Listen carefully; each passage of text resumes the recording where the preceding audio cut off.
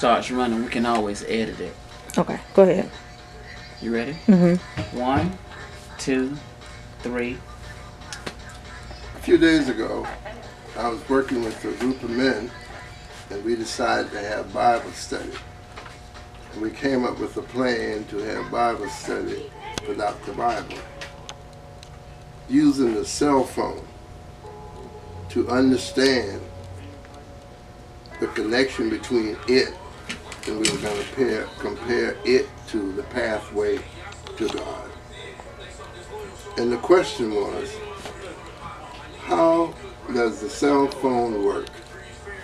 And we had input from a variety of the guys, and of course they were generalizing that the voice comes from out of the sky somewhere, and it comes through the wall and enter the phone and whatever.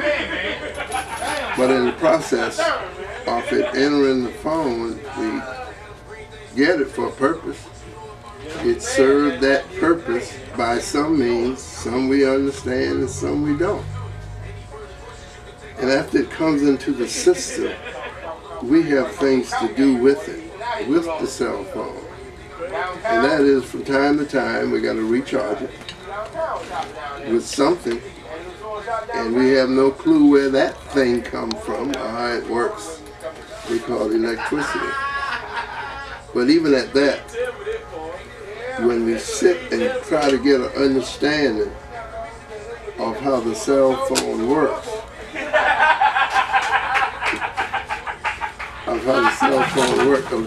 television recording. Hey, we record. We record. Can y'all just lower it just a little bit? It's up. Just a little. Of how the cell phone works, then it kind of stimulates the mind to say, now wait a minute, this is something tangible that we could see and use, but we don't understand it. So let's look at it again, that even the part that we're supposed to do, you got to plug it up.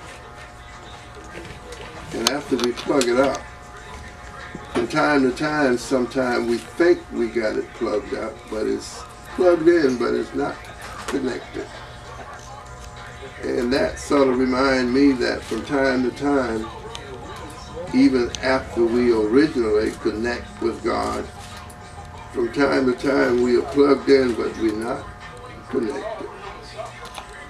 And when you're not connected, the purpose of the cell phone, I will assure you, it will not work.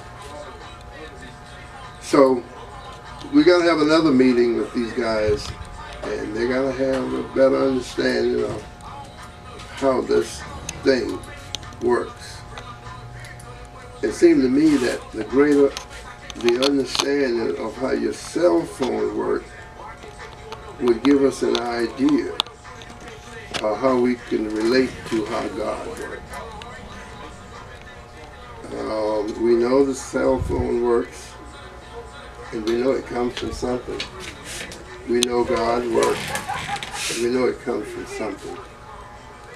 And the phone makes it a little more tangible. Even there's some things that the waves we can't see that, but we know it works. So in our next meeting, we're going to study in detail the phone. The phone. How does it work? How does it work? And then we want to step further to borrow each other's phone, and we said, no, you don't borrow my phone. So that's kind of like a personal relationship with your God. You can't substitute, you can't send someone else. This is your phone. I even attempt to take a person's phone, and he is showing me that, Coach, thou shalt not steal. Wow. So now we're practicing some internal parts of the Bible. Now we're getting real deep. We gotta use this phone thing to get all the parts together and then take it to the next level, to the intangible. Your God, your phone. Your phone. Your phone. No, you can't borrow my phone. No, I'm not going to give you my phone. There's some things in my phone I'm not going to give it to you. Wow. Sound like a living God, little God, with that phone. And if we can understand these little things, then perhaps we can go into the bigger things. Because to me, this God definition is too big. It's hard to describe in one bag, one slice. No way. You got to take one slice, understand that slice, and multiply it by 1,000,000. Now, how are you going to do that? It takes time, studying. And you got to convert the rules of the Bible into action. And to me, it's almost like having a car in your driveway, but you can't drive it. So you got all the parts to the car, you got all the parts to the Bible and this and that, but you can't use it. It's not functional. So if it's not functional, then it's useless. Okay, so that's the story with that. Okay, I'm going to ask another question. Ready? All right, another question. You are the owner of Durham Upholstery since 1964. Is that right? Or is that how long? It was established in 1964. Okay. I bought it in 05. In 2005. That's right. How do you relate upholstery to teaching people about life? I bought this shop, learning what I learned about upholstery. It reminded me that I could use it as an analogy to upholstery people. Typically, we take a sofa and we take off all the old parts on the opposite way it was put on, piece by piece, at the staple. And the reason why we do that is because we take the old parts and use it as a pattern for the new parts. Now, most times, nothing wrong with the frame. The frame is in perfect condition. The customer that's got tired of the color of the fabric, or maybe the fabric wore out. So we take off all the old fabric, not half, and replace the new fabric with 100% new fabric, using the old fabric to cut the new pattern. So if the old pattern fit, then the new one will fit even better. So looking at that, I could reupholster people. Nothing wrong with his frame, his eyes and ears and what have you. It's his mindset.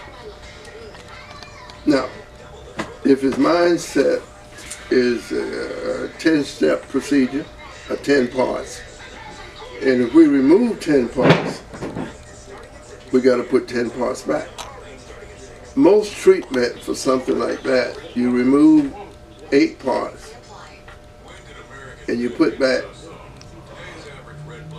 10 parts, and those 10 parts now equal 12 parts.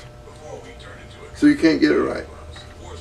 We got to do this in a way of watching how we do the upholstery on the sofa, and then gently we got to remove 10 parts from his brain or whatever, one step at a time.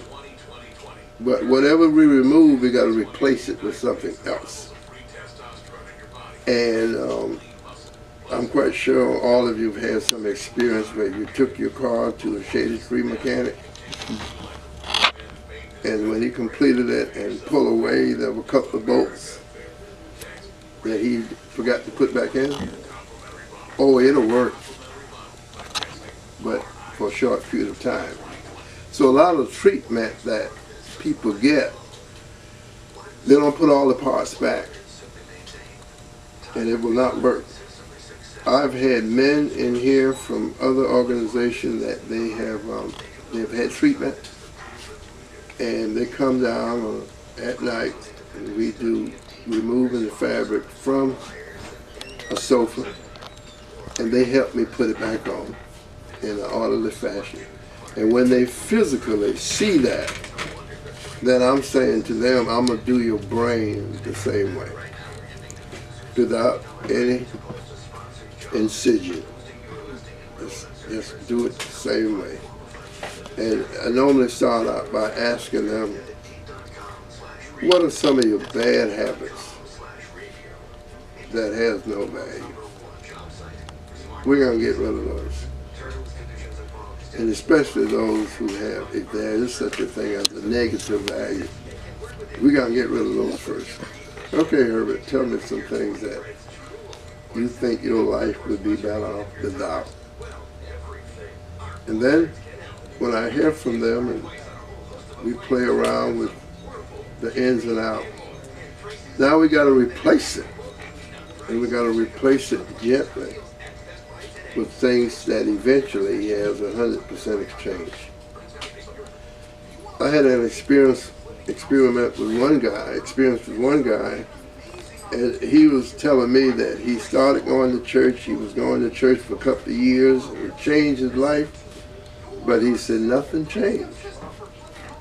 Nothing changed, so I'm going back to my old way. At least I was having fun. And I said, before you do that, let's do one experiment. So I said, okay, work with me. It's a little corny, but work with me.